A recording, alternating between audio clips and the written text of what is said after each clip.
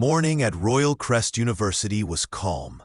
Tall trees lined the old stone buildings, students walked with coffee cups, and the air smelled of books and rain. But for Ethan Cross, every morning felt like another test. "Bro, same jacket again? Poor boy's style statement?" People laughed as he passed. Ethan only smiled a little and kept walking.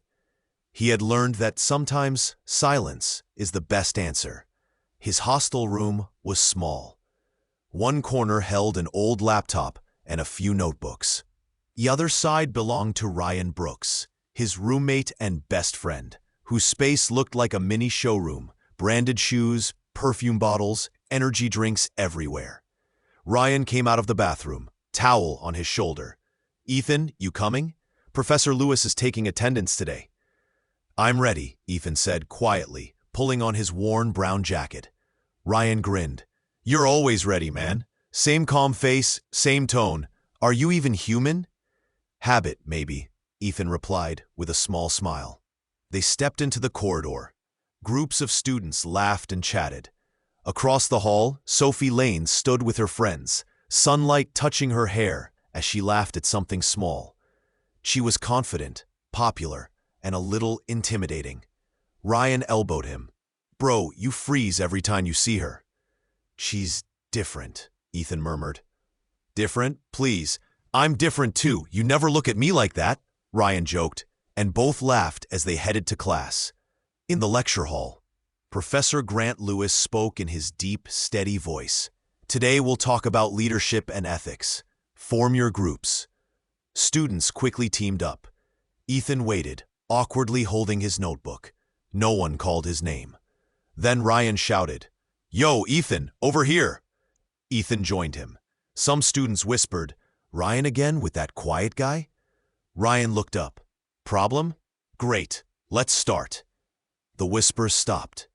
After class, they sat in a cafe. Ryan sipped his coffee. "Seriously, how do you ignore people like that?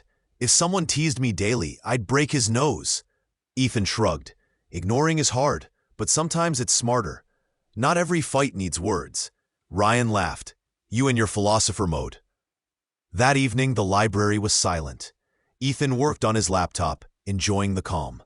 Then he heard a gentle voice. "Excuse me, may I take this book?" He looked up. A girl stood there.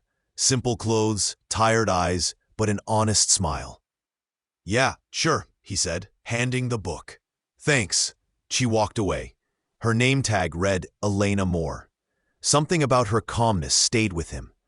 Late at night, the hostel buzzed with laughter, until suddenly everything went dark. "Not again," someone shouted. The power was out, heaters stopped, and phones lit the hallways.